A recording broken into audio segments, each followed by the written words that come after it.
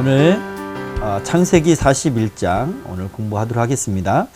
오늘은 이 41장을 준비하는데 분량이 꽤 많더라고요. 이렇게 조사하고 준비하고 정리할 게 많아서 딴 때보다 거의 한 배 반 이상은 더 걸렸던 것 같아요.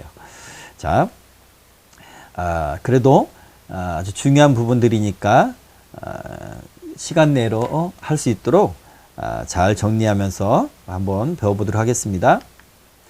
자, 오늘 41장의 장제목은 드디어 요셉이 총리가 됩니다. 네, 총리가 된 요셉.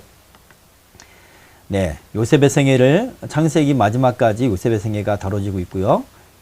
자, 오늘 41장의 구조는 크게 4단계인데 1절부터 8절까지 바로가 꿈을 꾸죠. 바로가 두 가지 꿈을 겹쳐서 꿉니다. 내용은 상징은 다르지만 그 이야기의 어떤 주제, 내용은 같은 그런 꿈이에요. 또 강조된 의미가 있고 하나님께서 반드시 신속하게 이루신다는 그런 의미가 있죠. 자, 그리고 그때서야 이제 요셉이 해몽해 줬던 그 술 맡은 관원장이 요셉을 생각해냅니다. 왜냐하면 이 바로의 꿈을 해석할 수 있는 그런 술사들이, 그런 박사들이 아무도 없었기 때문에 그래요. 그래서 술 맡은 관원장이 그때서야 요셉을 생각하고 이제 왕에게 추천을 하죠. 그러자 왕은 그시로 즉시 요셉을 옥에서 꺼내고 이제 자기 앞에 와서 해몽하도록 합니다. 자, 14절부터 45절은 이제 요셉이 바로의 꿈을 해몽하는 그런 내용이고요. 그리고 그 꿈을 해석한 것을 보니 정말 요셉은 하나님의 신으로 충만한 자다. 이처럼 지혜와 명철이 많은 사람을 본 적이 없다. 그렇게 하죠. 그래서 요셉을, 또 요셉이 해몽만 한 게 아니에요. 더 중요한 것이 또 있어요. 뭐냐면 이렇게 하십시오. 이런 어떤 관리를 등용시켜서 이런 책임자를 둬서 이렇게 나를 다스리십시오. 그렇게 노예의 신분으로 죄수의 신분이 왕에게 말해요. 그죠? 그것을 보면서 그 지혜와 명철을 보면서 요셉을 총리로 세워요. 자, 이것도 하나님이 하신 일인데, 자, 마지막은 7년 대풍년과 7년 대흉년이 이제 실제로 일어나는 그런 내용으로 구성되어 있습니다.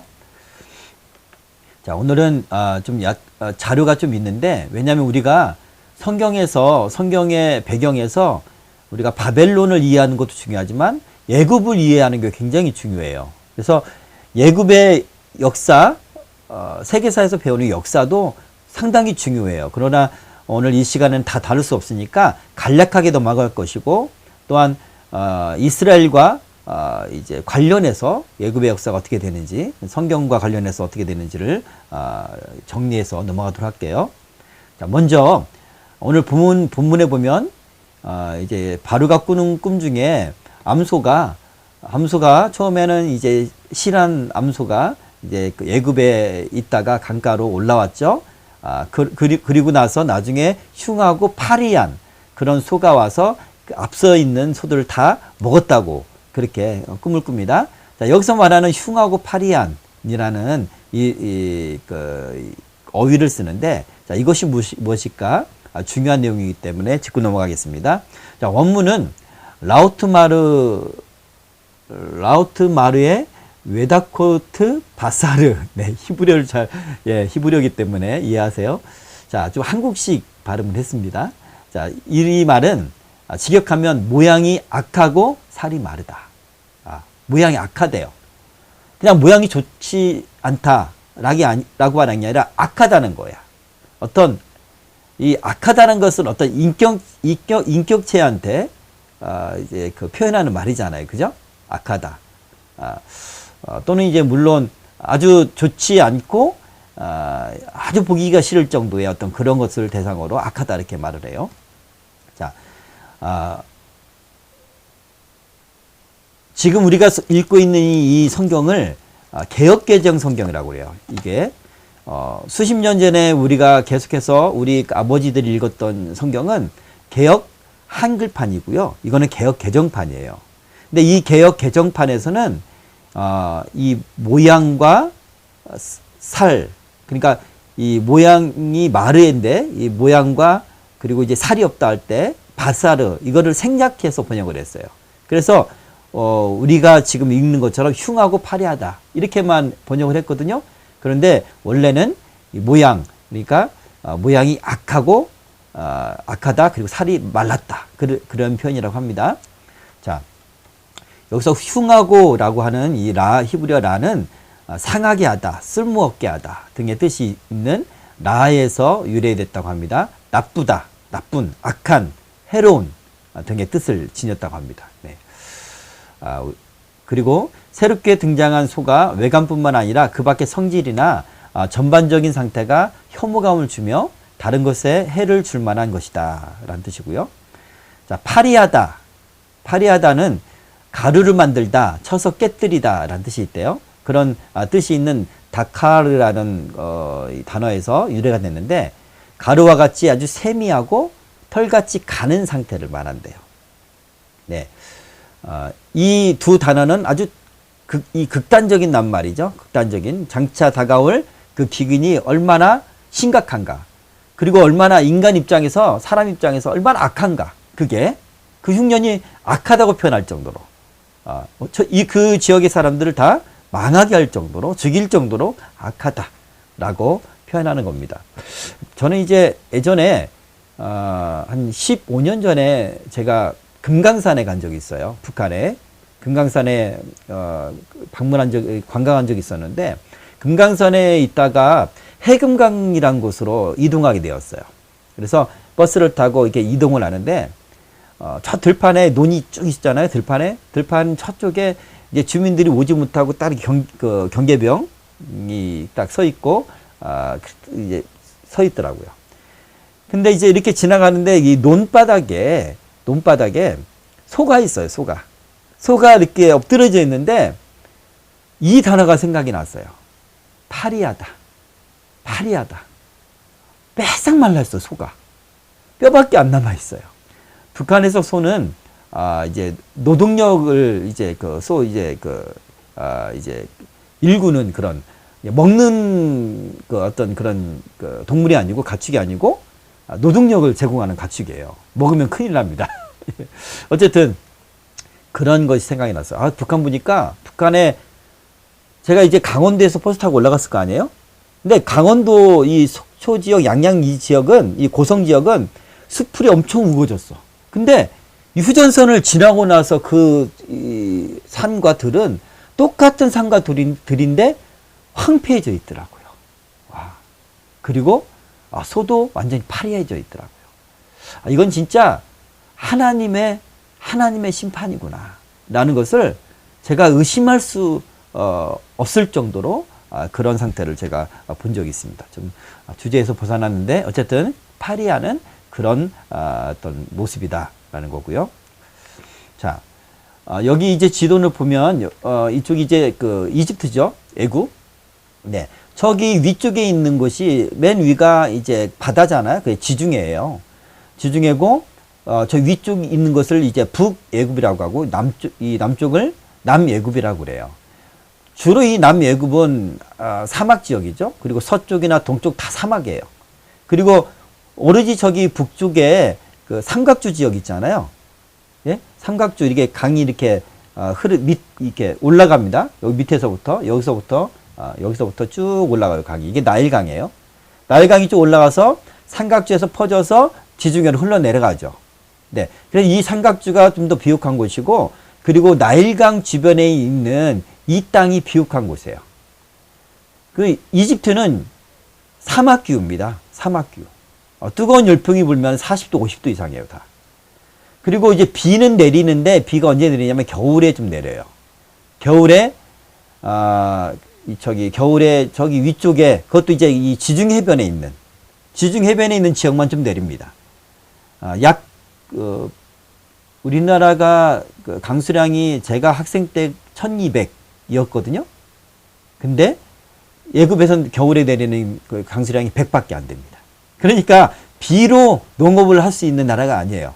바로 이 나일강 때문에 농업을 하는데, 저 위서부터 이 산악지역에서부터 흘러나오는 이 물이 흘러서 1년에 한 번씩 정기적으로 범람을 해요. 범람을 해서 이 그 강 주변으로 해서 좀 먼 곳까지 그렇게 이제 그 식물이 자라고 나무가 자라고 그렇게 되거든요. 그래서 이곳이 이렇게 이 애굽 입장에서는 곡창지대인 거죠. 네. 이 어떤 지형과 애굽의 배경을 우리가 이해할 필요가 있습니다. 자, 저기 삼각주 있잖아요. 나중에, 야곱이, 이제 요셉이 총리가 되었을 때, 야곱이 애굽으로 오잖아요. 70명 가족과 함께. 그래서 저기 삼각주 지역에 있는 고센 땅에 머무르게 됩니다. 자, 넘어가도록 할게요. 자, 요셉 당시의 애굽에 대해서 살펴보도록 할게요. 성경과 애굽. 성경의 주무대인 팔레스틴은 가나안 땅을 말합니다. 팔레스틴은 메소포타미아와 애굽 사이에 위치해 있어요. 그렇죠? 우리 지도를 보면 여기가 시내 반도고 저 위쪽이 이스라엘이라고 되어 있잖아요. 거기가 팔레스타인입니다. 팔레스틴 지역이고, 예. 그리고 저 뒤쪽에 있는, 저 위쪽에 있는, 이쪽으로 가야 되나? 예, 저 위쪽에 있는 게 이제 바벨론 지역이잖아요. 메소포타미아 지역. 그리고 이쪽이 애굽이고요. 자, 이 두 지역이 애굽과 메소포타미아 지역이 세계 문명 발상지 가운데 둘입니다. 뭐 황하 문명이라든가, 그다음 인더스 문명, 그리고 여기 라인강 문명, 라인 문명, 그다음 메소포타미아 문명 이렇게 돼 있잖아요. 이 큰 문명 사이에 있는 게 바로 팔레스틴 지역이에요. 그렇기 때문에 이스라엘, 가나안에 거주하는 이스라엘은 항상 애굽과 성경의 역사는 애굽과 메소포타미아 문명과 항상 관련이 되어 있어요. 그러니까 우리가 여기에 대한 그런 상식과 역사적인 배경을 우리가 잘 알아야 됩니다. 네, 애굽은 함 자손의 땅이라고 했죠. 네, 가나안의 원주민도 함 자손이고, 네, 이스라엘은 이제 셈 후손이고, 그렇죠? 자, 이 애굽은요, 오히려 비와 이슬은 가나안 땅 팔레스틴 지역이 더 많이 내려요. 물론 거기도 풍족하지가 않죠. 비가 적은 지역이죠. 근데 이 애굽은 더더욱 비가 없는데 오히려 물이 많고 비옥한 땅이다 라는 거예요. 그래서 아브라함 때 기근을 만났을 때 피신한 곳이 애굽입니다. 우리 앞서 이제 앞으로 공부하겠지만 이제 애굽 땅에 와서 야곱의 가족들이 다 오게 되잖아요. 그죠? 그렇게 애굽으로 많이 피신을 하고요. 나중에 바벨론이 이제 유다를 완전히 다 점령을 했을 때, 포로로 다 끌려갔을 때 남은 사람들 가운데 애굽으로 피신한 사람들도 있어요. 그리고 이제 초대교회 당시 때 이제 로마가 이 예루살렘을 로마에 항거하기 시작하니까 로마가 이제 예루살렘을 포위하고 성전을 다 파괴시키고 유대인들 다 쫓아내잖아요. 그때 이제 이스라엘 사람들도 애굽으로 많이 가고, 고대 때부터 애굽에 이스라엘 사람들이 많이 살았어요. 그래서 초대교회 때 애굽에 있는 이집트에 있는 교회가 있어요. 예, 알렉산드리아 교회라고 있습니다. 그래서 초대교회의 아주 중요한 교회 지역이다. 애굽은. 자, 그렇게 이해하면 되겠고요. 애굽과 히브리 사람과의 직접적인 교류는 아브라함 시대에 시작됐습니다. 네, 아브라함 때부터 이제 히브리인이라고 불렀으니까. 자, 본격적인 교류는 요셉 시대에 있었습니다. 그렇죠. 아브라함이 한 차례 왔다 갔지만, 이제 본격적인 교류는 요셉이 총리가 되고 나서 이제 야곱의 가족들과 교류하게 되었던 거죠. 자, 절대군주 국가에서 예, 제가 오타를 2번인가 봤는데 지금 또 보이는구나. 종이었던 자가 높은 관직에 오르는 것이 가능할까? 그것도 이방인인데, 이방인 요셉이 그가 꿈풀이를 했다고, 그리고 지혜로운 말을 했다고 총리를 시킬 가능성이 있을까요? 예, 그냥 일반적인 그런 상황이라면 불가능합니다. 이때는 전제군주 시대고 신분이 아주 엄격한 그런 사회예요. 그렇죠? 그렇기 때문에 불가능해요. 근데 하나님 어떻게 일하시는지 오늘 보도록 할게요. 자, 애굽의 역사를 쭉 보겠는데 뭐 외우지는 않아도 됩니다. 대충 이해만 하시면 되겠고요. 자, BC 3000년경 때 첫 왕조가 시작됐다고 합니다. 그러니까 이제 이 BC 3000년경이라는 것은 이제 뭐 노아의 홍수 뭐 이때쯤 될 거예요. 그죠? 첫 왕조가 시작됐다고 하고, 그리고 BC 마지막 왕조는 332년 그리스의 알렉산더에 의해서 정복을 당하죠. 그때 약 3000년에 가까운 애굽의 왕조가 무너집니다. 완전히. 알렉산드리아에서, 알렉산더 대왕에 의해서. 그리고, 그 전에 이제, 페르시아 제국에 의해서 정복도 당하긴 하죠. 예. 그렇게 332년에, 정복할 때까지 30왕조로 나뉩니다. 30왕조. 우리나라는 예를 들어서 뭐 왕조라고 하면 조선왕조, 그 다음에 고려왕조, 뭐 이러잖아요. 그죠? 조선에도, 조선 이씨왕조, 고려는 왕씨왕조. 이렇게, 어떤 그 가계가 바뀌면서 왕조가 바뀌는 거잖아요. 자, 3000년 동안 30왕조로 나뉘어졌다. 자, 크게는 고왕국시대, 중왕국시대, 신왕국시대, 그리고 후기왕국시대, 이렇게 4개로 나뉩니다. 고왕국시대는 BC 3000년, 아주 고대 때부터, 그 다음에 2200년, 그러니까 아브람 바로 이전까지, 아브람 이전, 그때까지 고왕국시대, 그리고 중왕국시대는, 이제 아브람 바로 이전 시대부터 해서, 그러니까 모세까지 포함된 시대가 중왕국시대예요. 그러니까 이스라엘과의 관계를 맺었던 대부분의 이 구약 성경의 역사는 중왕국시대라고 보면 되겠고, 또 신왕국시대. 신왕국시대는 이제 1570년부터 332년, 이렇게 중왕국, 신왕국시대인데, 특별히, 아브라함과 관련된 시대는 중왕국시대, 그 다음에 야곱도, 요셉도 중왕국시대고, 모세 출애굽할 때까지 중왕국시대다. 이렇게만 이해하면 되겠고요.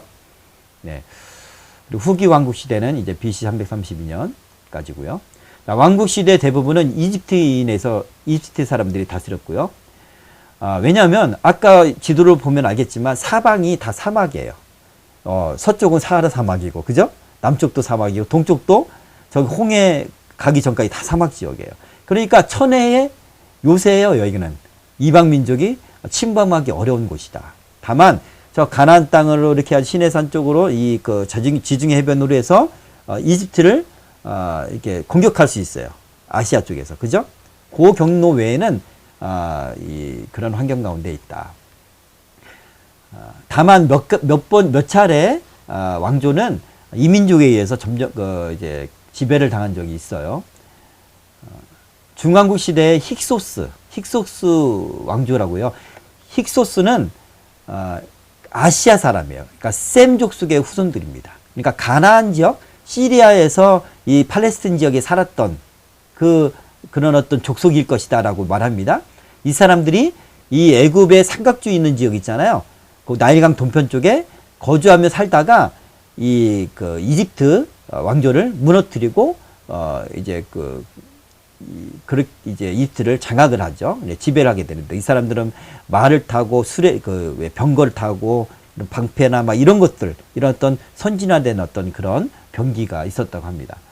자, 힉소스가 22, 23 왕조 때, 그러니까 BC 950년, 730년에 그렇게 다스렸고요. 오늘 요셉 이야기는 바로 힉소스 왕조 때. 그러니까 이집트 원래 예굽 사람이 왕조 때가 아니라 셈 족속인 어떤 셈 후손 가운데 힉소스 족속이 다스렸던 그 애굽 왕조다라고 이해하면 되겠고, 자, 리비아인이 다스린 적이 있어요. 리비아는 지중해를 따라서 애굽의 어디입니까? 예, 저기 안 보이긴 하는데 서쪽에 있죠. 네. 그리고 그 밖에 뭐 뉴비아의 사이스인이 이제 다스린 적도 있습니다. 자, 이후에는 나중에는 이제 페르시아 제국 때, 우리 지난번에 다니엘서에서 배웠죠. 페르시아가 애국까지 이제 다스렸다라고 얘기를 하잖아요. 그죠? 그때 페르시아가 다스렸고, 그리고 그 페르시아가 제국을 무너뜨린 그리스, 헬라 제국이 알렉산더에 의해서 완전히 무너졌습니다. 이제 그러니까 이제 페르시아가 다스리기 시작할 때부터 이제 원래의 애굽의 왕조는 끝났다라고 생각하면 돼요. 자, 알렉산더가 죽고 그 후에는 토텔미 왕조라고 하잖아요. 애굽에 있는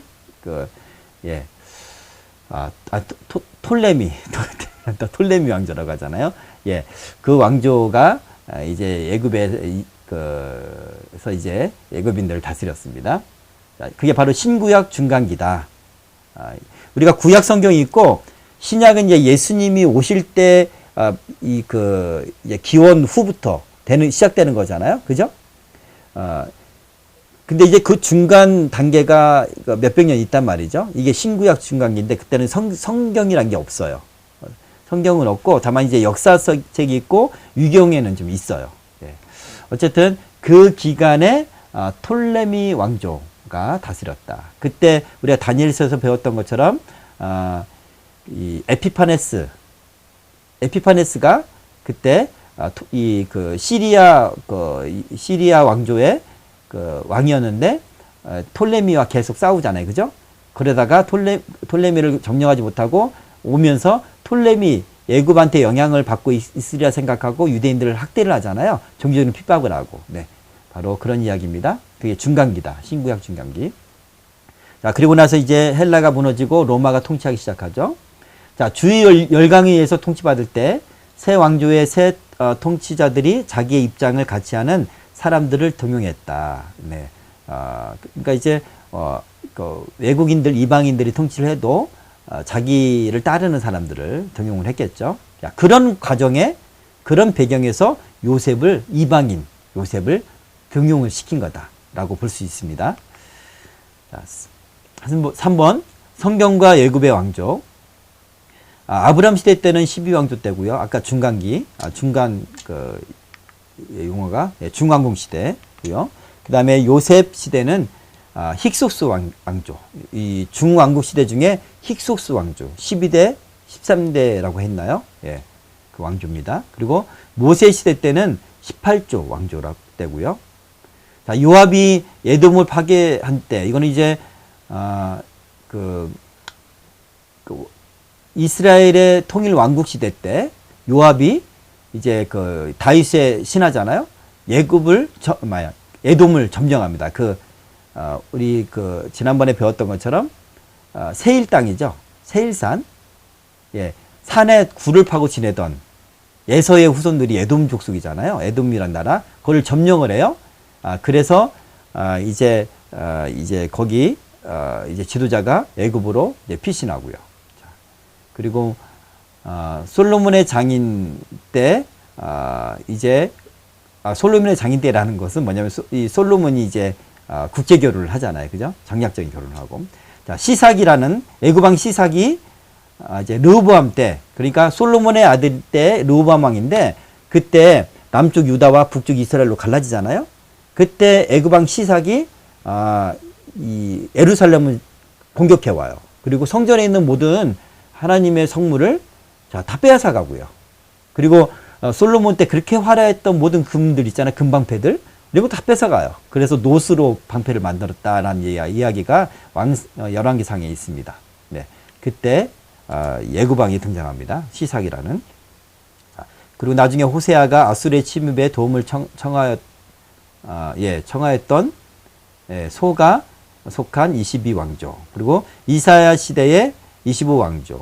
또 요시야 시대 26왕조. 예, 지금은 우리가 역사서를 공부를 안 했으니까 잘 모를 거예요. 자, 이렇게 자료로만 갖고 계시고 나중에 다시 한번 파악하면 좋을 것 같습니다. 자, 4번 힉소스 왕조인데요. 오늘 배경이 바로 힉소스 왕조 때예요. 요셉의 배경이. 히브리인과 가장 밀접한 관계를 유지했던 애굽 왕조죠. 애굽 자체의 역사 가운데는 힉소스에 대한 언급이 거의 나타나지 않아요. 애굽 역사에는. 애굽 타니스에서 발견된 400주년 기념비에 세트 신이 400년 동안 애굽을 지배한 것으로 나와요. 그러니까 힉소스라는 족속이 애굽을 지배했다라고 애굽 사람들은 역사에 기록하지 않았어요. 그게 불명예스럽거든요. 그죠? 그리고 이 사람들 증오했어요. 그래서 힉소스 사람들이 우리를 지배했다고 하지 않고 힉소스 사람들이 믿었던 세트 신이 우리를 지배했다. 이렇게 표현한 겁니다. 예. 이 세트 신은 아시아인의 복장을 한 비이집트적인 신이었고요. 세트 신을 고대 근동에서 주로 섬겨졌던 바알과 동일한 신으로 추측합니다. 그러니까 저기 팔레스틴 지역에서, 시리아 지역에서 섬겼던 바알, 바로 그게 세트 신이다. 애굽인이 이민족의 통치를 역사로 기록하지 않고 이방인의 군림으로 묘사한 것은 증오심의 표현이다. 그리고 힉소스는 애굽 왕조 쇠악기에 애굽 변방에 침입했고, 그 다음 북애굽, 아까 제가 말씀드렸던 그 삼각주 지역, 거기를 점령을 했고요. 그리고 요새를 만들었고, 요새화했고, 그랬다고 합니다. 그리고 이 사람들은 셈족 계열의 그런 왕조를 창설했습니다. 요셉 당시 왕조는 힉소스 왕조고, 모세 당시는 이제 18왕조라고 하고요. 자, 12에서 17왕조 시기 중 정확히 어느 왕조가 힉소스 왕조인지 불분명해요. 예, 정확하지 않습니다. 역사에 기록되지 않기 때문에. 자, 힉소스 왕조는 남애굽도 부분적으로 점령했으나 주요 근거지는 북애굽 지역이었다. 자, 야곱의 가족 북애굽에 속한 고센에 정착했다. 아까 말씀드렸고요.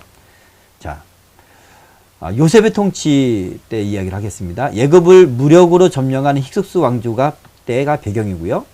요셉의 식량 정치, 요셉이 풍년 때 이제 곡식에 거둬들인 곡식의 5분의 1, 20%를 세금으로 바치라고 그래요. 예, 왜냐하면 나머지 7년 동안, 6년 동안에는 더 많이 필요하기 때문에 그것을 나눠주기 위해서 요셉은 그렇게 바치라고 한 거죠. 근데 6년 때 나눠줄 때 그냥 다 나눠줄 수 없어요. 그래서 유상으로 나눠줍니다. 그러니까 부동산이라든가 자기 갖고 있는 재화, 이런 가산들을 가지고 이제 사가요. 그러면서 자연스럽게 그 당시에 힉소스 왕조가 아닌 원래 있었던 그런 토착, 지역 유지들이 있잖아요. 이런 사람들의 세력이 약화가 되는 거예요. 그리고 다 그것들이 중앙으로 귀속되고 이제 그 왕권이 강화되는. 그래서 요셉이 의도한 거는 아니긴 하겠지만 이렇게 함으로 인해서 애굽의 왕권이 아주 강하게 된 그런 계기가 되었다라고 우리가 이해하면 되겠고요. 네. 힉소스 왕조의 종교 동화 정책, 요셉이 그곳 제사장의 딸과 결혼했다. 제사장에게 호의를 보였다라고 얘기하죠. 자, 힉소스 왕조가 그곳 애굽 사람들이 믿는 종교를 이제 포용을 해야 다스릴 수가 있으니까요. 그래서 제사장들에게 호의를 베풀었고 좋은 높은 그런 권세 있는 자리에 앉게 했습니다. 네. 그리고 나중에 요셉을 그 제사장의 딸과 결혼시키죠. 그것도 이따가 말하겠습니다. 자, 고고학에서는 이런 게 발견됐대요. 애굽 관리 명단에 야콥, 하르, 시몬 등의 이름이 발견됐다고 합니다. 네, 히브리인의 이름이죠. 네. 자, 마지막.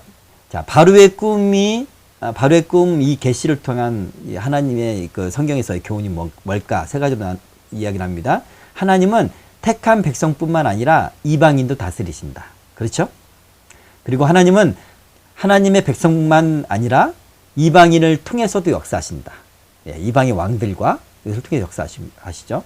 또 하나님은 이방인을 통하여 하나님의 백성들을 보호하신다. 하나님이 창세기 15장에 예언하셨잖아요. 아브라함의 후손들을 400년 동안 이곳에서 보호하시겠다. 그죠? 그런 의미가 있습니다. 그래서 이 애굽에서 200만 명에 가까운 그런 인구로, 그런 한 민족으로 이제 자라나게 하십니다. 자, 본문으로 들어가겠습니다.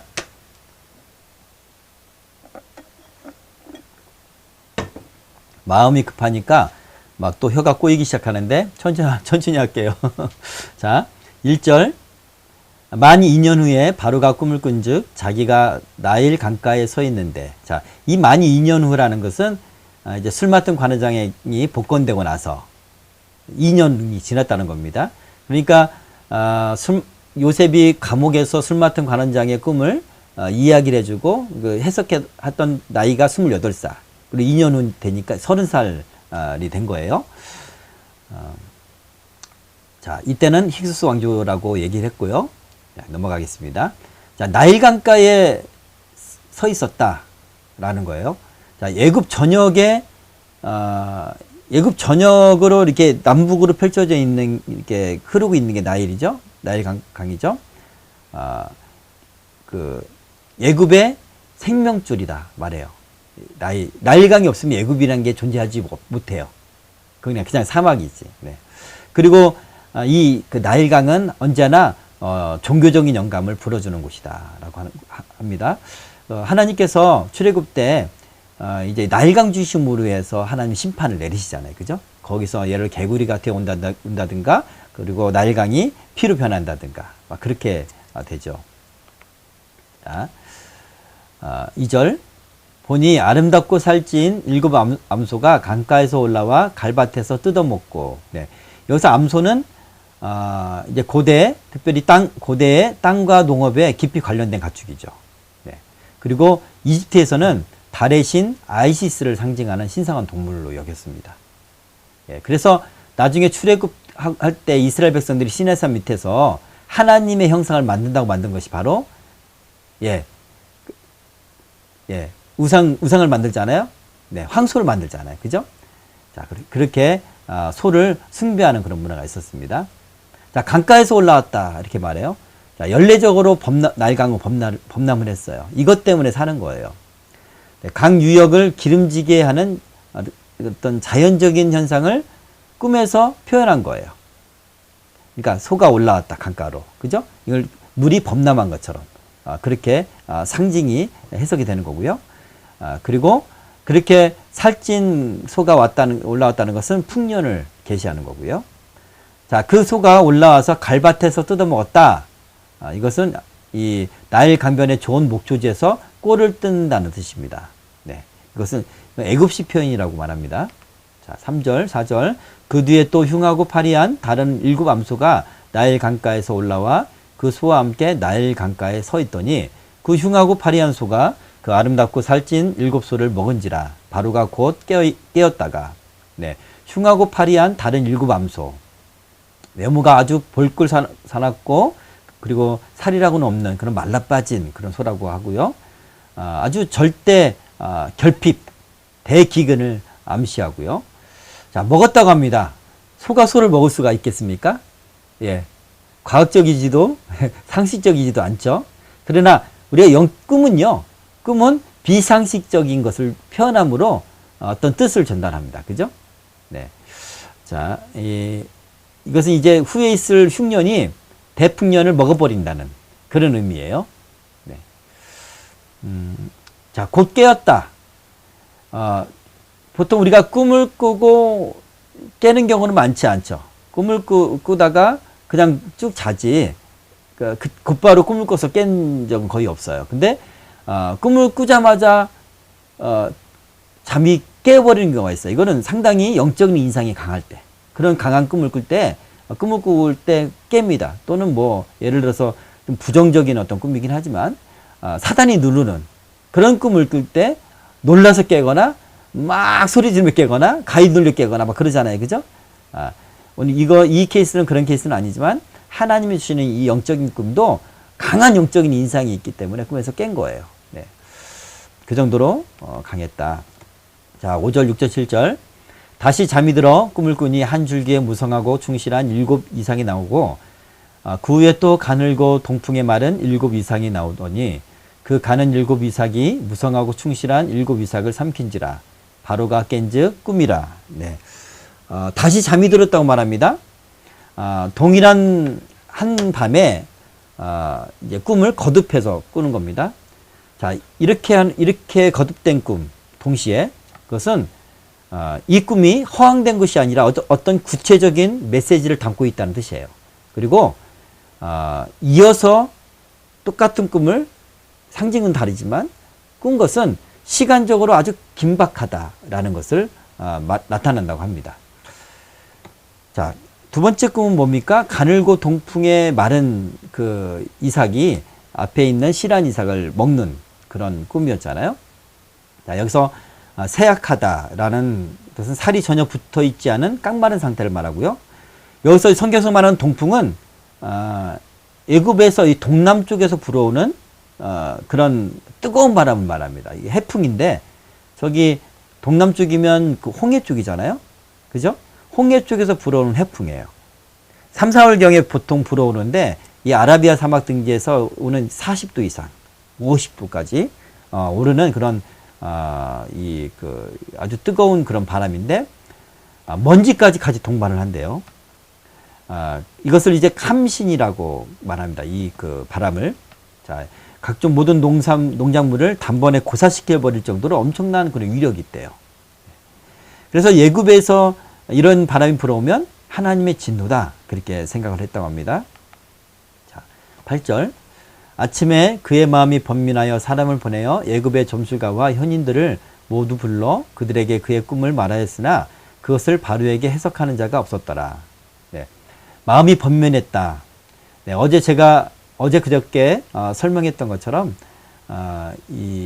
영적인 꿈은 그게 마음에 고민을 남기고 강한 인상을 남기고 또한 잠이 오지 않을 정도로 그렇게 번민하게 되죠. 직역하면 그의 혼이 곤혹스럽게 또 근심하게 되었다라고 라는 뜻이고요. 그냥 무시하거나 넘길 수 없는 상태의 꿈을 말하고, 여기는 이제 분명한 상징과 그리고 영적인 인상이 아주 강할 때, 이런 꿈을 꾸고 나서 꿈꾼 사람이 이런 어떤 심리적인 상태가 됩니다. 네. 메시지가 주는 영적인 불안감과 근심이 있기 때문에 그렇고요.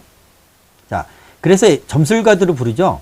여기서 이제 옛날 성경에는 이제 술객이라고 표현을 했는데, 설명하다, 직시하다라는 의미의 후루와 숨기다라는 의미의 툼이 결합한 그런 단어인데, 숨겨진 비밀스러운 일들을 밝혀내서 설명하는 자들. 그러니까 그냥 뭐 논리적이거나 어떤 과학적으로 설명하는 건 아니겠죠. 그죠? 점술로 신비적인 것들을, 신비적인 비밀을 드러내야 되기 때문에 그런 사람들이고요. 그리고 또 현인들이라고 되어 있는데, 이 사람들은 이제 분별하는 사람이에요. 분별하는 사람. 탁월한 학문과 지식이 있는 사람. 물론 이제 그 지식에는 주술적인 지식도 포함이 됩니다. 각종 재판과 교육, 그리고 어떤 난제 해결자로 활약을 했다고 그래요. 그리고 왕궁에는 이 대통령, 왕을 보좌하는 그런 사람들이 꼭 필요하겠죠. 그죠? 네.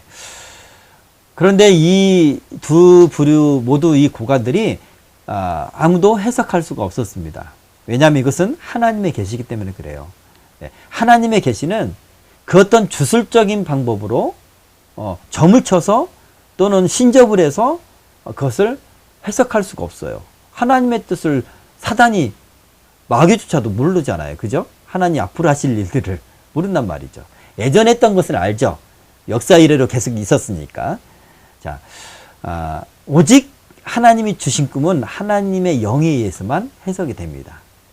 네, 성령께서 해석해 주시는 거예요. 그래서 하나님 주신 꿈을 항상 꿨을 때는 먼저 기도하는 게 먼저입니다. 기도하는 게. 그리고 성령 충만해서 기도할 때 어떻게 되는지 아세요? 내가 그 꿈을 생각하면서 하나님을 생각해서 막 기도하잖아요. 하나님 의지해서, 성령을 의지해서. 또는 이제 방언할 수 있는 사람 방언으로 막 기도하잖아요. 그러면 그 상징들이 그냥 깨달아져요. 그림들이 명확해지고요. 그리고 하나님의 뜻이 깨달아지고 더 깊게 기도하면 이제 하나님이 또 말씀하실 때도 있죠. 예, 그래서 기도가 정말 중요합니다. 하나님의 영이 보여주신 것이기 때문에. 자, 9절. 술 맡은 관원장이 바로에게 말하여 이르되 내가 오늘 내 죄를 기억하나이다. 네. 이제 그 꿈을 해석할 사람이 없으니까 그때서야 술 맡은 관원장이 바로한테 말하는 거예요. 내 죄를 기억합니다. 여기서 이 죄는 누구를 향한 죄인지 불분명해요. 오늘 이 성경에는, 이 개역 개정에는 죄라고 이렇게 번역되어 있는데 허물이란 뜻입니다. 원어는. 물론 이제 범죄 수준에 이르는 그런 허물이라고도 말하기도 합니다. 자, 요셉과의 약속을 잊은 그 과오를, 그 허물을 지금 시인하고 있는 건지, 아니면 과거에 바로에게 죄를 범해서 내가 감옥에 간 계기로 요셉을 만난 것에 대한 이야기를 할 때 그것을 이야기하기 위해서 꺼낸 말인지 불분명합니다. 자, 개역 한글 성경에는요 허물로 기록되어 있고요. 이전에, 그러니까 여러분의 아버지들, 제가 이제 봤던 성경은 허물로 되어 있고요.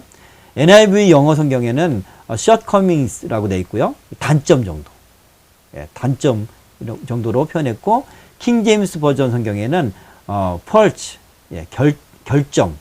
이 정도로 생각을 했어요. 그러니까 어찌 보면 이 단어만 생각하면 아마 요셉한테 약속하기로 했잖아요. 그죠? 그리고 요셉의 은혜를 얻은 거잖아요.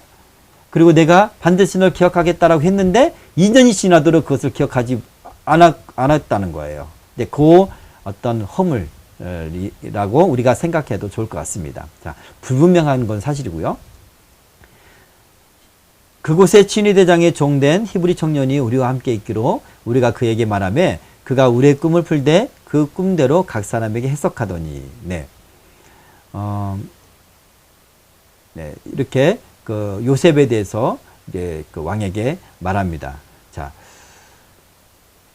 네. 방금 얘기를 했고. 자, 2년 동안의 이 기간. 2년 동안 이제 어제 그저께 얘기했던 것처럼 요셉은 술 맡은 관원장이 이제 복권되면 거기서 이제 자기의 억울함이 풀어지고 그리고 감옥이 나올 것이라고 인간적으로 생각을 했을 거예요. 왜냐하면 그 술 맡은 관원장, 떡 맡은 관원장이 동시에 비슷한 꿈을 꿨는데 전혀 다른 어떤 결과를 가져오는 꿈을 꿨어요. 이건 하나님이 주신 기회다. 하나님 그렇게 나한테 해석하라고 하셨다는 것을 요셉은 알았어요. 그렇기 때문에 지금 이 시점에서 하나님의 역사가 이루어진다고 생각했을 거예요. 그러나 문제는 이 술 맡은 관원장의 허물 2년 동안 생각하지 못했다는 거예요. 이 기간 동안 술 맡은 관원장 한 사람 때문에 요셉은 2년 동안의 어떤 그 앞이 안 보이는 삶을 살고 있었던 거예요. 감옥에서. 그렇죠. 근데 원망했을까요? 그러지 않습니다. 인내했을 거예요. 하나님의 때가 있으리라고 생각을 했을 거예요. 근데 생각해 보십시오. 그때 요셉이 나온 것보다 지금 요셉이 이 바로가 꿈을 꿨던 이 시점에 나와서 하는 것이 좀 더 극적이죠. 그죠? 가장 좋은 때 하나님이 아시기 때문에 우리는 언제나 하나님의 언약을 인내하고 소망을 가지고 믿음으로 기다려야 되는 줄 믿습니다. 자, 14절. 이에 바로가 사람을 보내어 요셉을 부르매 그들이 급히 그를 옥에서 내놓은지라 요셉이 곧 수염을 깎고 그의 옷을 갈아입고 바로에게 들어가니. 네. 급히 그를 옥에서 내놓았다 이렇게 말합니다. 하나님께서 일하기 시작하면요. 내가 2년 기다렸던 13년 기다렸던 요셉처럼 하나님의 때가 되면 급하게 이루어집니다. 예. 급하게 나를 몰아세워주시고 환경을 급하게 이제 만들어주셔요. 예. 41살 때까지 결혼도 못할 것 같은 사람을 하나님은 하나님의 때가 되니까 급하게 그냥 그렇게 이끄셔요. 환경도 그렇게 만드시고 하나님은 그렇게 계시하시고 막 그렇게 하십니다. 내가 노력하지 할 수 없는 그런 부분까지 다 해주셔요. 그래서 3개월 만에 결혼했다는 거 아닙니까? 그죠? 어쨌든 네. 자꾸 내 과거를 열면 안 되는데 네. 그러자 요셉이 한 행동을 보십시오. 곧 수염을 깎았어요. 자, 애굽 사람들은 히브리 사람들과 달리 히브리 사람들은 이제 수염을 길렀거든요. 머리하고 수염을 길렀어요. 근데 애굽 사람들은 우리 잘 알죠. 그림에서 많이 보잖아요. 네, 수염을 깎습니다. 그리고 머리도 다 깎아요. 네, 여기서는 미용실이 안 되는 그런 나라야. 그죠? 예, 예, 두부도 그 아름다운 머리를 깎아야 될까 애국 가면. 예, 어쨌든 그런 길이지 않았습니다. 왕을 아련하기 위해서 이런 애굽인의 그런 예우를 갖춰서 이제 왕에 의해 나가는 겁니다. 자, 그의 옷을 갈아입혔다. 라고 하는데, 갈아입었다고 하는데, 이 그 옷은 시물라. 이것은 겉옷인데요. 이제 겉옷과 담요로 쓰는 판초 같은 그런 외투래요. 판초가 뭔지 아세요? 군대 가면 알죠? 군대 군인들이, 우비 같은 건데, 물론 이제 재료는 다를 수 있어요. 우비 같은 건데, 군대, 구멍이 하나 뚫렸어, 가운데에. 그리고 모자 같은 게 달렸어요. 그죠? 그리고 그 안에, 머리만 딱 내놓고서는 이제 다니는 거예요. 그게 이제 판초 우위라고 해요. 판초 우위. 예. 판초는 바로 그렇게 담요 같은데 그런 큰 천에 구멍이 뚫려 있는 그런 겉옷이라고 말할 수 있고요. 그것만 이제 그걸 갈아입었다. 아주 긴급하다라는 그런 상황이 긴급한 것을 우리가 알 수 있고, 네. 요셉은 노예와 죄수의 의복을 벗어버리고 긴급하게 왕 앞에 서기 위해 옷을 갈아입습니다. 네. 이 드라마를 보면 하나님의 정말 아주 기가 막힌 그런 반전이죠. 그죠? 수치와 승기의 급격한 변화와 대조를 우리 이 구절을 통해서 볼 수가 있습니다. 자, 15절. 바로가 요셉에게 이르되 내가 한 꿈을 꾸었으나 그것을 해석하는 자가 없더니 들은즉 너는 꿈을 들으면 능히 푼다 하더라. 요셉이 바로에게 대답하여 이르되 내가 아니라 하나님께서 바로에게 편안한 대답을 하시리라. 네. 애굽 사람들은 그 꿈을 해석하는 것, 아까 술사들이 이런 사람들은 그 꿈을 해석하는 게 자기의 능력이었어요. 자기의 능력을 그냥 나타내는 거예요. 그래서 왕의 신임을 더 받겠죠? 왕도 당연히 요셉의 꿈 해석을 요셉의 능력이라고 생각을 했어요. 근데 오늘 요셉의 대답은 내가 아니다. 그렇게 말하죠. 보통 믿지 않는 사람들은 인간적인 능력으로 꿈을 해석을 하잖아요. 그죠? 그리고 이런 어떤 그 사람의 지혜고 또 어떤 능력이라고 생각하는 것을 또는 이제 불신자들의 생각이고, 요셉은 내가 아닙니다 라고 말합니다. 자신이 자신의 꿈과 같이 출세할 기회로 삼았다면 자기가 이제 형들이 곡식단이 절할 정도의 또 높은 자리에 하나님이 옮겨주실 것이라는 것을 믿고 있잖아요. 그죠? 17살 때 꾼 꿈이 그것이 실현될 때가 되었다. 이 교회 하나님이 나를 높은 자리에 세우실 수 있다 라고 생각을 했다면, 인간적으로 생각했다면 아마도 아무 말도 안 할 수도 있어요. 이거 하나님이 주신 꿈이죠. 나는 아무런 능력이 없어. 이런 얘기 안 하고 자신의 능력인 것처럼 그냥 서 있을 수도 있을 거예요. 그죠? 정직하지 못한 사람은. 그러나 요셉은 그런 사람이 아니었습니다. 요셉은 자기를 비웠어. 난 능력 없어요. 그렇게 말한 겁니다. 그죠? 예. 자기의 꿈을 인간적인 수단과 방법과 기회로 하나님께서 주신 그 꿈, 그것을 이루려고 한 거 아니에요. 그죠? 그것을 볼 수가 있고요. 언제나 하나님 앞에 자기를 부인하는 그런 신앙인의 모습을 보이고 있습니다. 하나님께서 바로에게 편안한 대답을 하시리이다. 네. 하나님이 바로의 유익을 위해 답변하실 것입니다. 말씀하실 것입니다. 네. 그러니까 꿈을 주신 분은 하나님이니까 그 해몽할 수 있는 유일한 열쇠를 갖고 계신 분은 오직 하나님밖에 없다는 거죠. 나는 하나님의 가르쳐 주셔야, 하나님이 감동해 주셔야, 하나님이 깨닫게 해 주셔야 그것을 말할 수 있다는 거예요. 그죠? 은사를 가진 사람들은요, 은사자들은 이런 자세를 언제나 유지를 해야 돼요. 여러분, 은사는 하나님의 능력이잖아요. 하나님이 우리한테 은사라고 해서 선물로 주신 거라고 우리는 생각을 해요. 그래서 그건 내 거라고 생각을 하고 자기가 마음대로 그것을 조절하고 마음대로 그런 사역을 한단 말이죠. 그러나 은사를 행함에 있어서는요, 언제나 성령님께 의지하고 인도를 받아야 돼요. 예를 들어서 기도하다가 어떤 사람에 대한 그 사람이 행하고 있는 지금 선택이 하나님의 뜻이 아닌 선택을 하고 있어. 그래서 뭔가 잘못된 그 하나님이 어떤 암시를 주셨거나 그런 계시를 주셨어. 그러면 이거는 아는 거잖아요. 하나님 보여주신 거잖아요. 그죠? 그것을 알게 되었어. 그러면 알게 되었다고 그 사람한테 가서 너 이렇다라고 얘기를 하면 오히려 문제가 생길 수가 있어요. 하나님의 때가 아닌 거예요. 하나님이 적절할 때 그 사람한테 가서, 그러니까 예언하는 사람은 하나님 내가 이거를 알게 되었는데 말할까요? 하나님이 가서 말하라고 감동을 주실 때 말하는 거예요. 그러니까 은사는 나에게 주시는 하나님의 능력이지만 그건 내 것이 아니라는 거죠. 무슨 말인지 아시겠죠? 네, 언제나 이래야 됩니다. 꿈을 해석하는 사람도 내가 해석하는 것처럼 말하면 안 돼요. 하나님께서 감동을 주셔서 해석하는 거예요. 내 것이 아닙니다. 네, 그렇게 우리가 이해를 하면 좋겠고, 나중에 귀신을 내어 쫓거나 또 뭐 병든 자를 치유하거나 이걸 자기의 능력인 것처럼 해서 자기가 높아지는 사람, 그런 사람 반드시 하나님이 낮추십니다. 네, 그 모든 것도 하나님의 인도함 받아서 하나님께서 행하실 때 해야 될 줄 믿고요. 여러분, 우리가 그 방송이나 옛날에 뭐 PD수첩이라든가 뭐 이런 데 보면 한국의 우리 한국교회에 은사 사역에 대해서 굉장히 이 어떤 부정적인 것을 많이 비춰줬어요. 그죠? 그래서 교회를 다니는 사람들이 은사를 부정적으로 인식하기 시작을 했거든요. 근데 왜 실제로 부정적인 그런 것들을 왜 보여줬냐면, 왜 그런 일들이 있냐면, 은사자들이 처음에는 하나님께 은혜 받았을 때는 성령 충만해서 하나님의 일들이 나타났어요. 예, 사람들이 치유받고, 상처도 치유받고, 그런 일이 나타나는데, 이제는 자기가 기도하지 않고, 하나님 앞에 겸손하지 않고, 하나님의 뜻대로 하지 않고, 자기가 그 사역을 막 하려다 보니까, 은사는 있지. 그러니까 능력은 있잖아요? 그러니까 그걸 행하는 거야. 그러면, 거기에서 병은 나을 수 있어요. 병은 나을 수 있지만, 그것이 오래 가지 않아.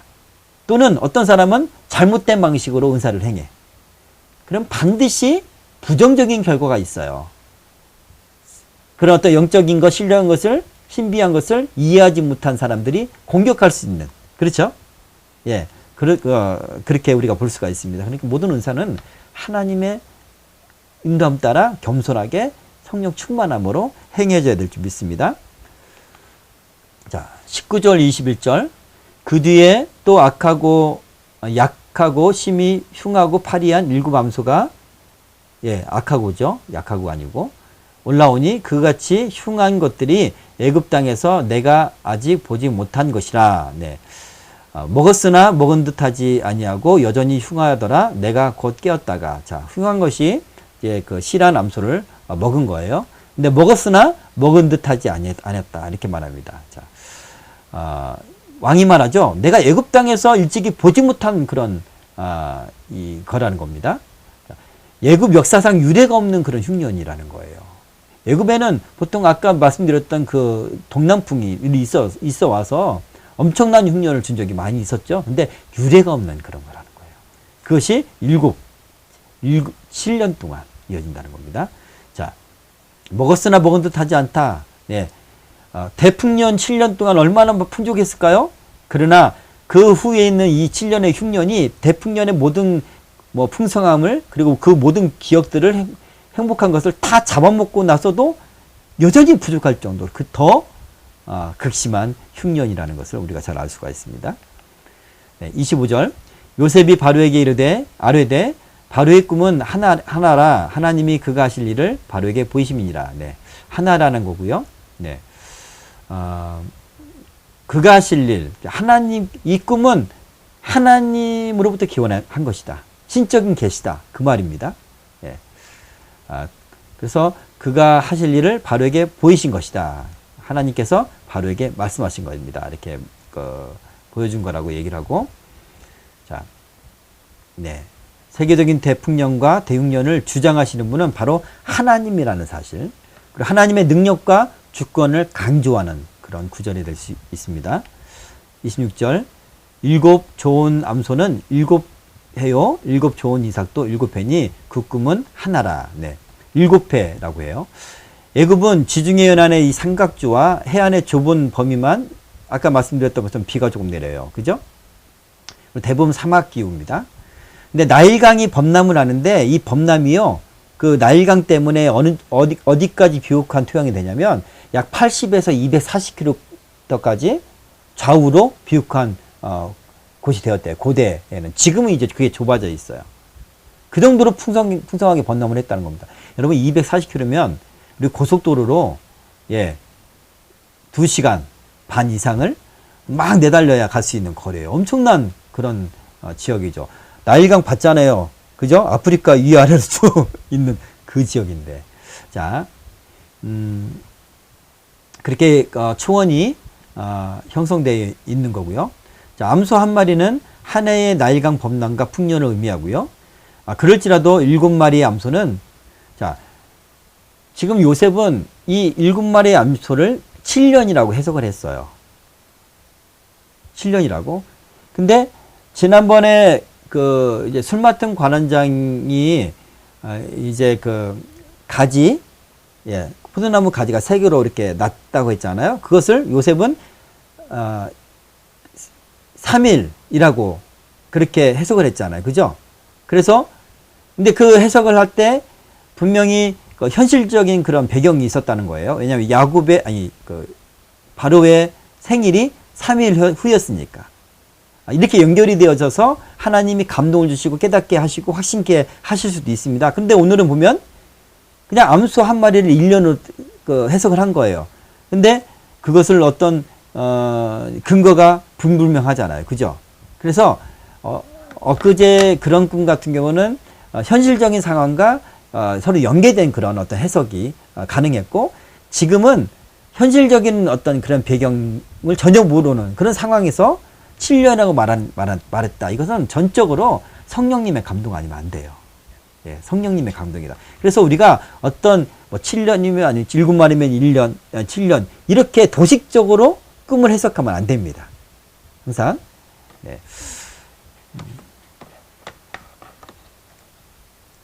자, 꿈을 주시는 분도 상징을 해석하시는 분도 이제 하나님밖에 없다는 것을 우리가 겸손하게 인정을 해야 됩니다. 네.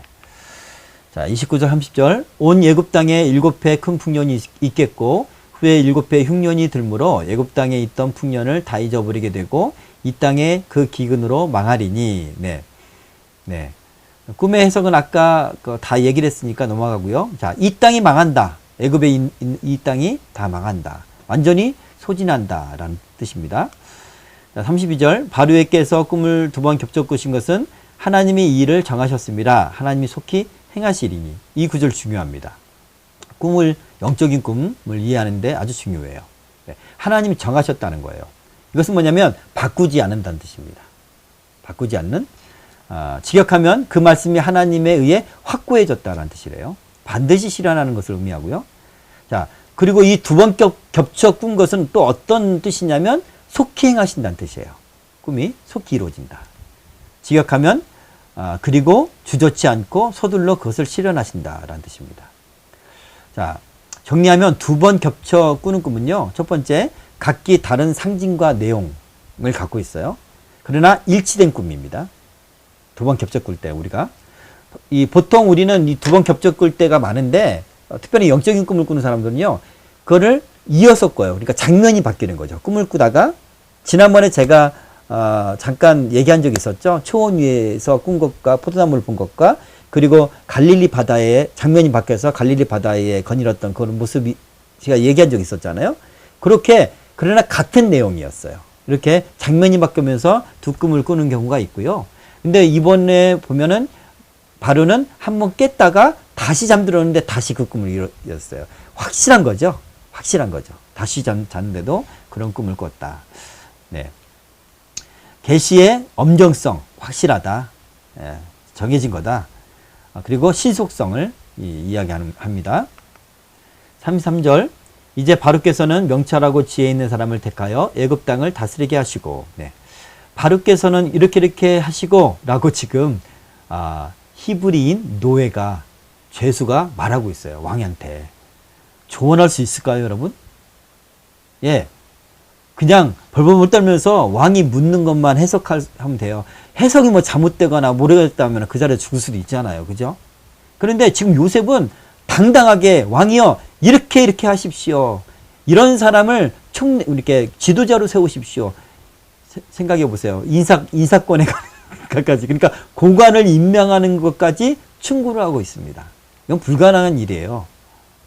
근데 지금의 분위기는 어떤 분위기냐면 이렇게 요셉이 얘기를 할 때 좌중이 모든 사람들이 동요하기 시작했어요. 거기 있는 사람들이. 엄청난 일이잖아요. 나라가 망할 만한. 그리고 국가의 전망이 달린 문제 앞에 지금 서 있는 겁니다. 가장 중요한 건 이거예요. 왕에게 신적 계시의 전달자로서 서 있는 거예요. 요셉이 내 현실의 내 모습, 내 신분은 지금 노예고 죄수다라고 인식하고 있지 않아요. 지금 자기는. 나는 하나님이 보내셔서 이걸 해석하게 하셨고 하나님의 뜻을 지금 왕에게 전달하는 메신저로 서 있는 거예요. 그렇죠?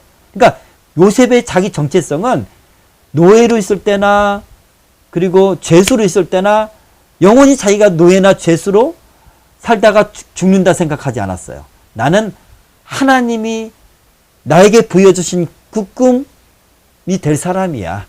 나는 히브리인이야. 나는 하나님의 종이야.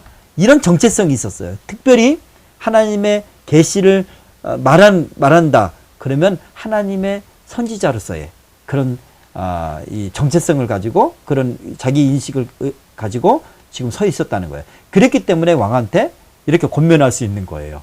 네. 지혜 있는 사람을 택해서 애굽 땅을 다스리게 하십시오라고 말하고 있어요. 그죠? 이 구절이 상당히 중요합니다. 예, 요셉의 왜 이렇게 말을 했는지 요셉의 내면을 들여다볼 수 있습니다. 자, 3, 4절 바로께서는 또 이같이 행하사 나라 안에 감독관들을 두어 그 7해 풍년에 애굽 땅의 5분의 1을 거두되 네, 나라 안에 여러 감독관들을 두어라. 자, 감독관이라는 것은 백성들의 생활과 출산곡식을 살피는 사람입니다. 그러니까 일종의 어떤 통치하고 막 이렇게 억압하는 사람이 아니라 봉사적인 기능을 강조하는 그런 감독관이에요. 네, 감독관을 두는데 백성들을 위해서 봉사할 수 있는 그런 감독관을 말하는 거고요. 그리고 5분의 1을 거두되 자, 토지 소산물의 5분의 1을 징수케 합니다. 당시 이 징수량은요 평년보다 2배에 해당한대요. 네. 그러나 이제 대풍년이었기 때문에 사람들이 더 거둬도 큰 말이 없었다는 거예요. 그죠? 그만큼 대풍년이었기 때문에. 자, 35절. 그들로 장차 올 풍년의 모든 곡물을 거두고 그 곡물을 바로의 손에 돌려 양식을 위하여 각 성읍에 쌓아두게 하소서. 자, 바로의 손에 돌려 7년 동안 거둬들인 양곡을 왕의 권위와 통제 아래 두라는 뜻입니다. 그러나 이 양곡을 다 왕궁 안에 쌓아두라고 얘기하지 않습니다. 수도에 쌓아두라고 하지 않아요. 각 지역의 성들의 관리 감독관 안에 쌓아두라고 합니다. 그죠? 그러나 바로 왕의 어떤 명령에 의해서 왕이 통제할 수 있는 왕의 권위 안에 두라. 마음대로 할 수 없게. 왜냐하면 이것이 생명줄이니까. 예, 그렇게 말합니다. 그리고 왜 각 지역에 있는 감독관을 두고 거기다가 곡물을 저장하라고 쌓아두라고 할까요? 그 이유는 흉년 때 나눠주기 위해서 그런 거예요. 그죠? 전부 수도에 와서 왕궁에 와서 사람들이 올 수는 없잖아요. 그러니까 철저하게 이 요셉의 지금 이 방비는 백성들을 위한 방비예요. 백성들을 살리고 구원하기 위한 그런 방비입니다. 그죠? 그런 지혜예요. 예. 진짜 지혜는 이런 거예요. 진짜 통치자는 이런 지혜로 나라를 다스려야 돼요. 오늘날 같으면은 정당들은 어떤 당리당략에 의해서 일을 하잖아요. 그죠? 너무나 한심할 정도로 그렇게 일을 하는 걸 많이 봐요. 백성들을 위하지 않으니까요. 국민들을 위하지 않아요. 그러나 그건 정말 백성들이 보기에도 어리석은 사람들로 우리는 치부를 하잖아요. 그죠? 정치인들. 근데 요셉의 지혜는 바로 국민들을, 사람들을 사랑하는 그런 마음에서 나온 하나님이 주신 그런 감동이다라고 우리가 볼 수가 있습니다. 자, 각 성읍에 쌓아두게, 네, 장차 7년, 대육년에 곡식을 공급하기 위한 대비책이고요.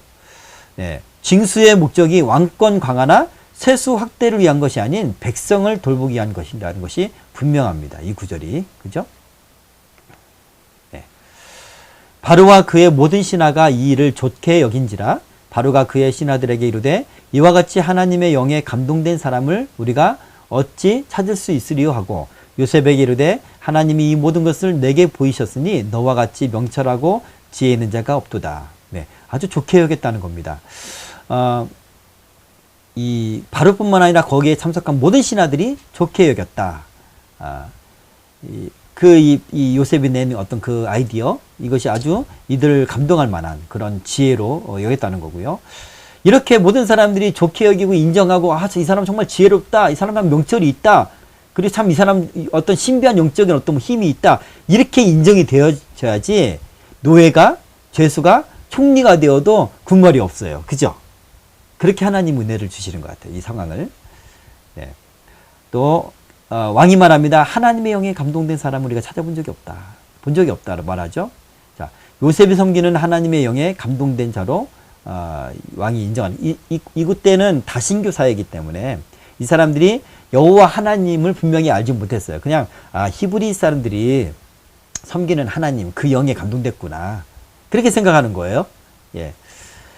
요셉의 꿈 해석과 모든 지혜의 말은 성령으로부터 온 것이라는 것을 이 왕의 입술을 통해서 확증하고 있는 것입니다. 자, 하나님이 바로가 말하죠. 하나님이 이 모든 것을 내게 보이셨으니 꿈의 해석과 지혜로운 방도를 하나님께서 보이셨다라고 그렇게 고백하고 있는 거고. 예, 사실은 우리가 세상 사람들에게서 이방인들 앞에서 이방인이라고 얘기하면 약간 부정적인 그런 단어니까 세상 사람들, 믿지 않는 사람들 앞에서 이 두 가지의 면모가 있어야 돼요. 얘는 정말 뭔가 정말 믿는 사람 같아. 그러니까 얘는 좀 뭔가 신령한 것 같아. 이게 우리한테 있어야 돼요. 물론 억지로 신령한 척하고 사람들과 뭔가 인위적인 구별, 예? 또 자기가 높아지기 위한 그런 것을 말하는 게 아니에요. 이 사람은 기도하는 사람이다.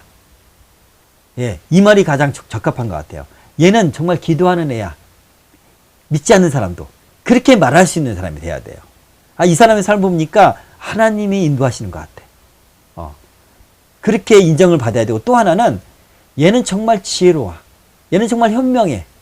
이런 지혜와 명철이 보이는 사람이 돼야 돼요. 이 두 가지를 축복을 여러분이 받았으면 좋겠습니다. 네. 자, 너와 같이 명철하고 지혜 있는 자가 없도다. 그렇게 말하죠. 자, 성경은 말합니다. 지혜와 명철의 근본은요, 하나님을 경외하는 거래요. 하나님을 경외하는 것이 지혜의 근본이요, 하나님을 아는 것이 명철이니라. 잠언서 9장 10절에 기록되어 있어요. 자, 이것을 어떻게 풀까요? 이 상황에서 보세요. 요셉은 지금 하나님을 경외해요. 그리고 하나님을 경외하는 사람으로, 하나님의 마음으로 지금 애굽 사람들을 바라보고 있어요. 그럼 어떻게 될까요? 이것을 왕궁에 하나님을 경외하지 않는 사람이 왕한테 잘 보이려고 하는 사람이라면, 만약에 꿈 해석하는 사람이 그런 사람이라면, 임금님 이렇게 세를 거둬들여서 왕권을 강화하세요. 이렇게 말하겠죠. 그러나 요셉은 그렇게 말하지 않습니다. 요셉은 각 토에, 각 성에 그것을 두어라. 그리고 왕권에 의해서 통제가 되도록 하라. 그렇게 말을 하죠. 백성들을 위하는 거예요. 생명을 살리기 위한, 생명을 구원하기 위한 그런 동기로 말하는 거예요. 이것은 하나님을 경외하는 데서 오는 겁니다. 그죠? 하나님을 경외하는 사람의 항상 판단은요, 그래서 옳아요. 지혜로워요. 그렇게 그런 마음으로, 그런 믿음으로 어떤 지혜를 짜고 어떤 계획을 세울 때 하나님은 감동하시는 거예요. 그러나 이기적인 동기로 어떤 계획을 세우고 말을 하거나 뭔가를 추진하잖아요. 그러면 하나님의 감동이 아니라 세상의 영의 감동을 하게 됩니다. 큰 차이입니다. 그렇죠? 큰 차이예요. 그래서 지혜와 명철은요, 바로 여호와를 경외할 때, 여호와를 경외하는 것이 지혜의 근본이요, 여호와를 아는 것이 명철이다. 예, 성경 그렇게 기록되고 있습니다. 지금 우리는 여호와를 경외하는 훈련을 하고 있고, 지금 여호와를 알기 위하여 하나님 말씀을 지금 배우고 있습니다. 네, 지혜롭고 명철이 있는 사람이 될 것입니다. 자, 41절. 바로가 또 요셉에게 이르되 내가 너를 애굽 온 땅의 총리가 되게 하노라 하고, 자기의 인장 반지를 빼어 요셉의 손에 끼우고 그에게 세마포 옷을 입히고 금사슬을 목에 걸고, 이거 뭡니까? 예. 후에 예, 이거는 지워주세요. 예, 뒷절을 제가 복사를 안 했네요. 3번인가 봤는데 스킵해서 봐서 그런가. 네, 자, 인장 반지를 끼워줍니다. 이거는 이제 총리를 임명하는데 절차예요. 첫 번째 절차. 그리고 왕의 권위를 상징하는 그런 인장 반지. 요걸로 이제 왕의 조서, 이런 것들을 딱 찍는 거죠. 그러니까 왕이 결정한 거예요. 네. 여기에는 이제 바로의 초상과 이름, 칭호들이 각인되어 있다라고 이렇게 추측을 하고요. 자, 애굽의 왕의 칙령을 내릴 때, 그리고 찍는다는 겁니다. 그래서 법적인 어떤 왕이 갖고 있는 법적인 권한을 얻었다라는 거 이해하면 되겠습니다. 자, 세마포 옷을 입었다고 하는데 흰색 계통의 고급 면으로 지어진 옷이고요.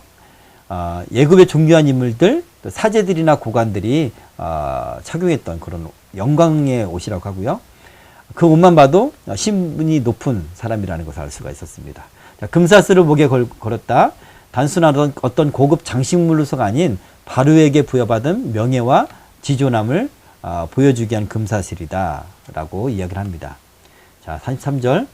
자, 버금술에 그를 태웠다. 그리고 사람들을 앞서가면서 소리 지르면서 엎드리라 그렇게 했다고 합니다. 그리고 애굽의 전국을 다스리는 총리가 되게 했습니다. 자, 버금수레가 뭘까요? 이 버금이란 말은 두 번째란 뜻이에요. 두 번째 서열. 그러니까 왕이 앞서 자기 그 스를 타고 앞서 나가고 그리고 그 다음 두 번째로 이제 요셉이 타고 나가는 거예요. 그래서 사람들이 전령들이 앞에 나가면서 행차요, 임금님 행차요, 총리님 행차요, 엎드리십시오, 엎드리라 막 그럴 거 아니에요? 그 장면이 묘사가 되어 있는 겁니다. 네. 자, 이제 45절. 그가 요셉의 이름을 사브나 바네아라고 합니다. 그리고 온의 제사장 보디베라에게 딸이 있는데 딸 아스낫을 그에게 주어 아내로 삼게 하니라. 요셉이 나가 애굽 온 땅을 순찰하니라. 자, 이름이 개명됩니다. 그 이유는 애굽식 이름으로 바꿔야 애굽의 총리로서 일을 할 수가 있는 거죠. 그죠? 예. 우리가 국적을 바꿔야, 시민권을 바꿔야 그 자리에서 뭔가를 할 수 있어, 법적으로 있는 거 아닙니까? 그렇죠? 그렇게 사브나 바네아라는 이름 바꾸는데 그 이름 뜻은요, 세상의 구원자다. 생명의 부양자다. 세상 사람들을 위한 방백이다. 이렇게 지었다는 겁니다. 이게 요셉의 사명이었던 거예요. 요셉의. 이스라엘뿐만 아니라 그 당시에 중근동사에 있는 사람들을 구원하는 사람. 네. 그래서 요셉이 그렇게 지혜를 왕에게 그 구원을 위한, 백성들 구원을 위한 이야기를 한 거고요. 요셉이 나중에 형들을 만났을 때 형이 두려워하지 않아요? 자기들한테 보복할까봐? 그러자 요셉이 뭐라고 합니까? 당신들은 나를 헤아려 했으나 하나님은 그것을 선으로 바꾸사 오늘과 같이 만민의 생명을 구원하게 하시려 하셨나니. 나를 죽이려고 했지만 하나님은 그것을 바꿔서 선하게 바꾸셔서 만민의 생명을 구원하게 했다는 거예요. 예. 이 이름은 하나님의 계획이 있는 겁니다. 그죠? 요셉을 총리로 세우신 것은 단순히 네가 나를 잘 믿었으니까 내가 상으로 총리를 줄게. 이런 어떤 보상의 차원, 우리가 그런 차원에서 이해를 할 수 있긴 하겠지만 거기서 그치지 않습니다. 그 계획이 있을 거 아니에요. 하나의 원래 계획이. 17살 때 그 꿈을 보여준 계획이 있을 거 아니에요. 그것은 이스라엘 사람들을 애굽으로 오게 하시기 위한 하나님의 계획이고, 그리고 그 안에서 보호하시기 위한 하나님의 계획이고, 또한 오늘 이 말씀처럼 이 그 이름에 있는 것처럼 애굽에 있는 모든 사람들, 그들도 하나님의 자녀들이잖아요. 그 사람들을 구원하시기 위한 하나님의 계획이었다라고 우리가 알 수가 있습니다. 자, 온의 제사장이래요. 온은 태양이란 뜻이래요.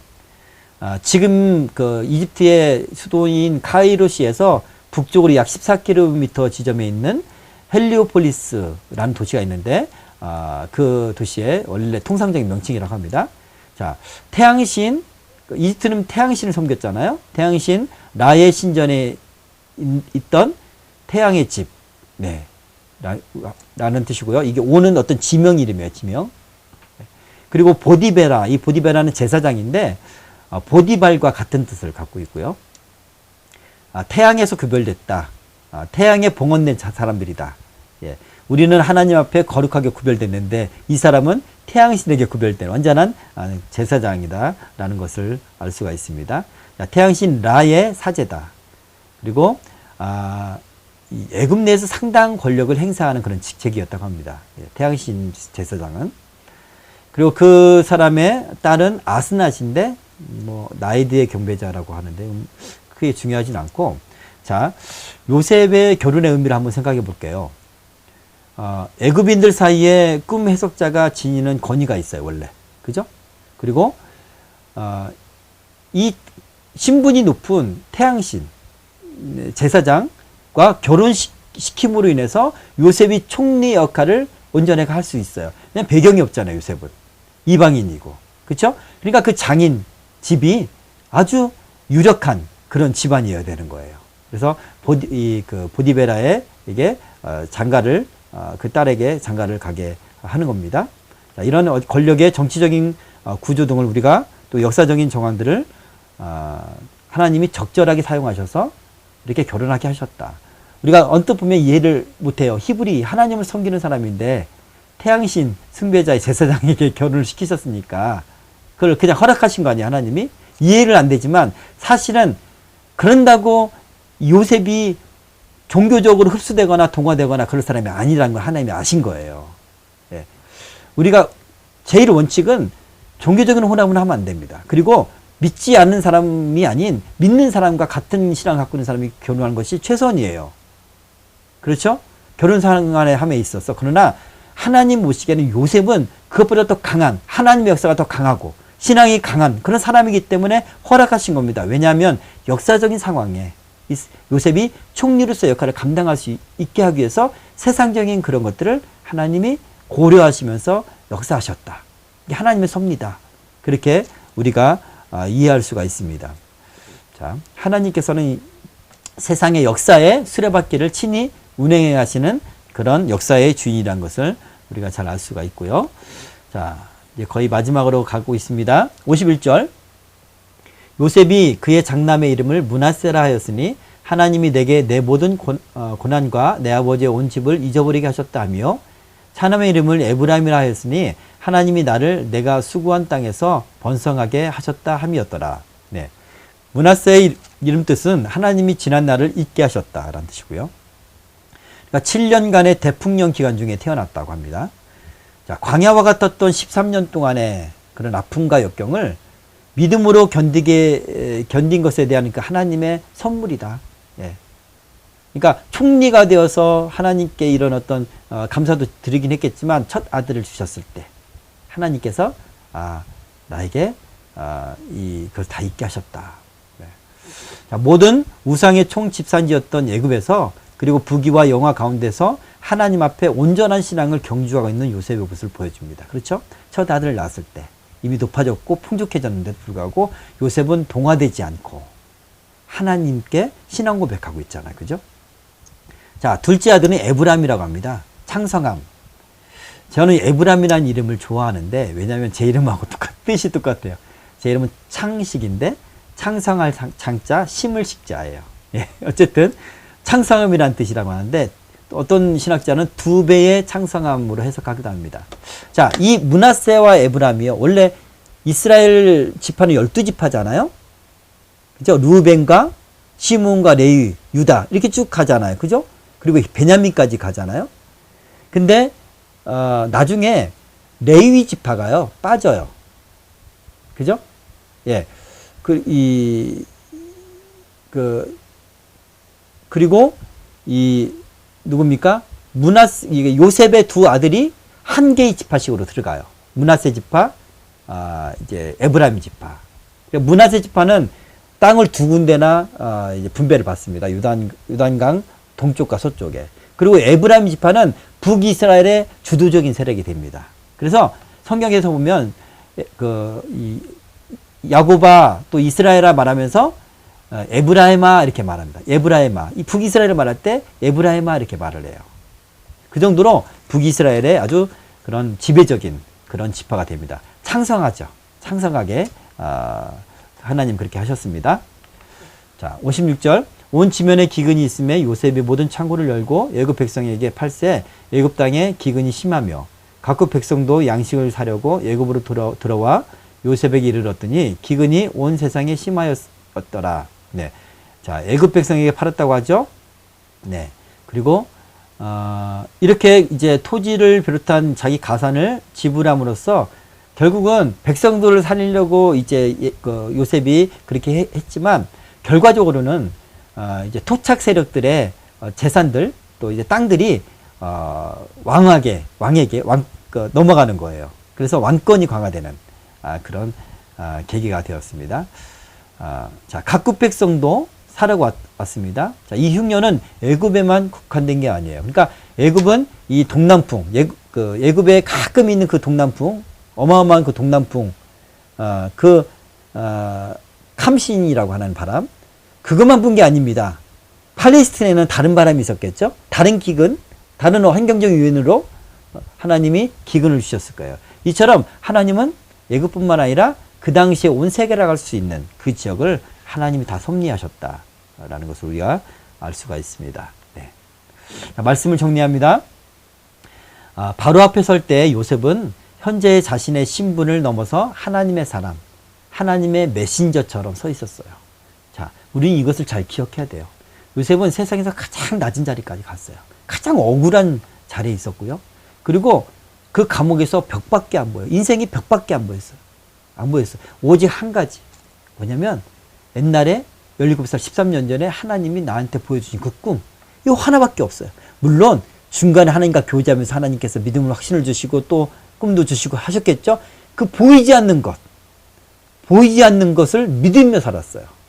그죠? 믿음은 보이지 않는 것들의 실상입니다. 그죠? 보이지 않는 것을 진짜로 이루어진 것처럼 믿으며 살았습니다. 요셉은.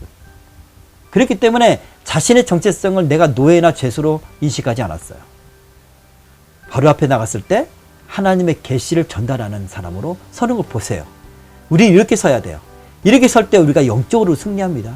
우리가 힘들 때 사단의 억눌림과 누름과 그리고 부정적인 생각들과 그리고 이런 절망이나 우울증에 빠지질 않아요.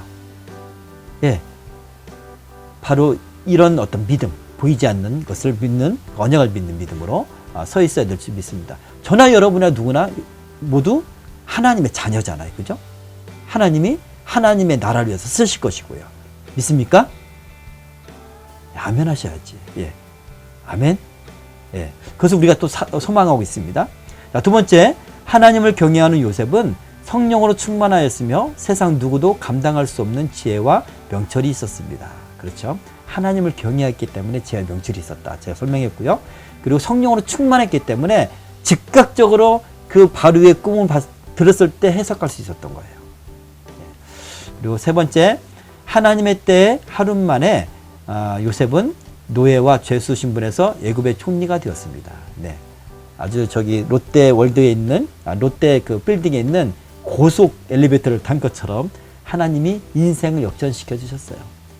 요셉을 위한 것이라기보다는 하나님의 나라를, 백성들을 구원하기 위한 하나님의 계획인데, 이런 요셉이었기 때문에 하나님은 그렇게 사용하실 거라고 믿습니다. 아멘.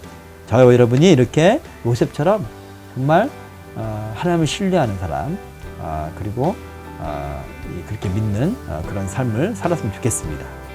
자, 이것으로 41장 성경 공부 마치겠습니다.